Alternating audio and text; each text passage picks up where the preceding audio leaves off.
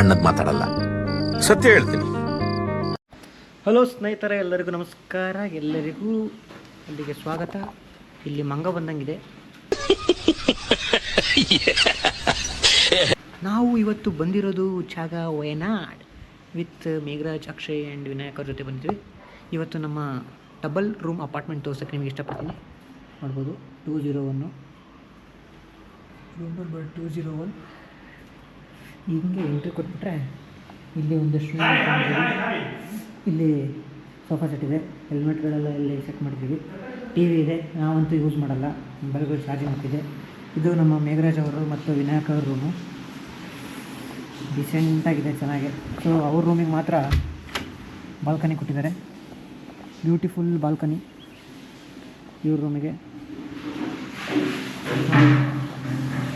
ನಮ್ಮ ರೂಮಲ್ಲಿ ಆರ್ಭಟ ಮಾಡ್ತಿದ್ದಾರೆ ಮೇಘರಾಜ್. ಇದು ಒಂದು ಅಕ್ಷಯ್, ಇದು ನಂದು ಮತ್ತು ಅಕ್ಷಯ್ ರೂಮು. ನಾವು ಎಷ್ಟು ಆರ್ಗನೈಸ್ ಅಂತಂದರೆ ನೋಡಿರಿ, ನಮ್ಮದು ಅಕ್ಷಯ್ದು ಫುಲ್ ಸೆಟಪ್ ಆಗಿದೆ. 3 ನೈಟು ಇಲ್ಲೇ ಫೈನ್ ಹೋಮ್ಸಲ್ಲಿ ನಾವು ಸ್ಟೇ ಮಾಡ್ತಾಯಿದ್ದೀವಿ. ನೋಡಿ, ಕಿಟಕಿಯಲ್ಲಿ ಕೈ ಹಾಕಿದ್ರೆ ಮಾವಿನ ಹಣ್ಣು, ಹಣ್ಣಿಲ್ಲ, ಕಾಯೂ ಇಲ್ಲ, ಆದರೆ ಮಾವಿನ ಮರ. ಇದನ್ನೆಲ್ಲ ಕಣ್ಣಿಂದ ನೋಡಿ ಕಂಗಾಲ ಆಗ್ಬಿಟ್ಟಿದ್ದೀನಿ. ಸ್ನೇಹಿತರೆ, ಭಾಳ ದಿನದಿಂದ ಹುಡುಕ್ತಿದ್ದ ನಿಮ್ಮೆಲ್ಲರ ಅಚ್ಚುಮೆಚ್ಚಿನ ವಿನಾಯಕ್ ಅವರು ಇಲ್ಲಿದ್ದಾರೆ. ಓ, ಅಲ್ಲಾಗಿ ಲೆವೆಲ್ಗೆ ಬಂದ.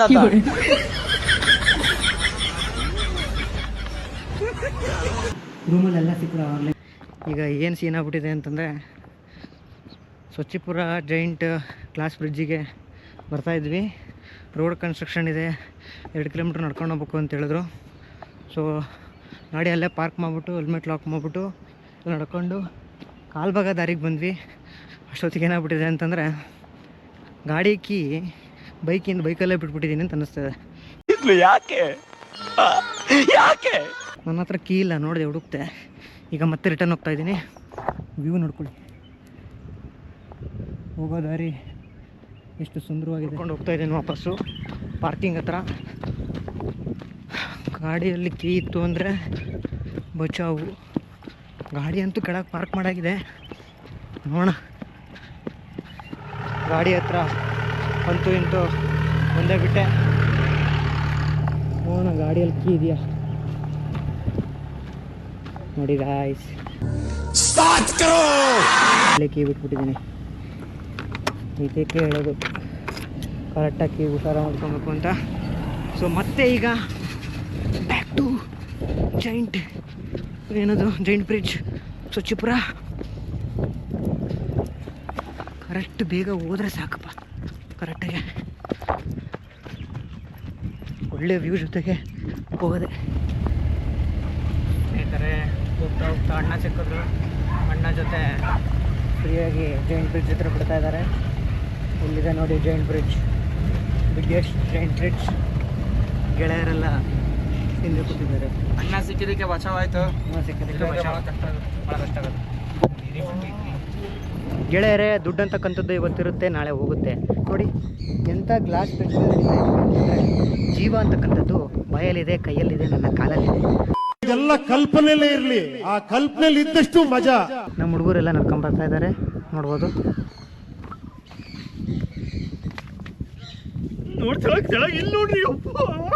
ವರ್ಷಗಳಿಂದ ಎದೆಯಲ್ಲಿ ಬೆಂಕಿಯನ್ನು ಇಟ್ಟುಕೊಂಡು ಏನು ಮಾಡದೆ ಆರಿಸಿಕೊಳ್ಳುವುದು ಏನೈತೆ.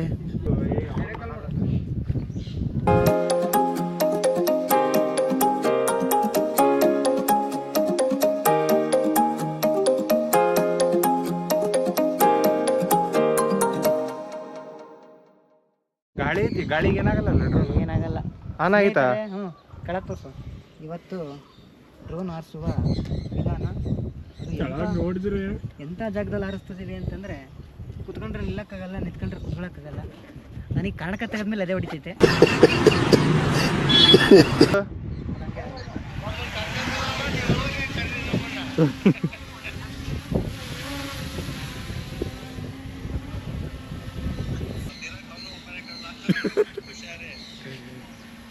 ಅಂತೂ ಇಂತೂ ನಾವು ಸ್ವಚ್ಛಪುರ ದ ಜೈಂಟ್ ಬ್ರಿಡ್ಜನ್ನು ಮುಗಿಸ್ಕೊಂಡು ವಾಪಸ್ ಹೋಗ್ತಾ ಇದ್ದೀವಿ. ಈಗ ಹುಡುಗರಿಗೆ ಸ್ವಲ್ಪ ಧೈರ್ಯ ಬಂದಿದೆ. ನೋಡಿ ಬ್ಯೂಟಿಫುಲ್ ಸನ್ಸೆಟ್ ಆಗ್ತಾ ಇದೆ. ವಿನಾಯಕ ನಡ್ಕೊಂಡ್ಬರ್ತಾ ಇದ್ದಾನೆ. ಒಳ್ಳೆ ಸಿನಿಮ್ಯಾಟಿಕ್ ಶಾಟ್.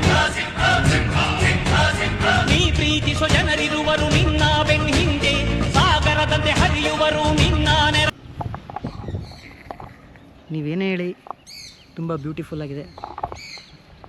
ಇವನೇನೋ ಮಾಡ್ತಾವನೆ, ಗೆಳೆಯ ಫೋಟೋ ಹೊಡಿತಾವನೆ. Swachhapura super glass bridge ಸ್ವಚ್ಛಪುರ.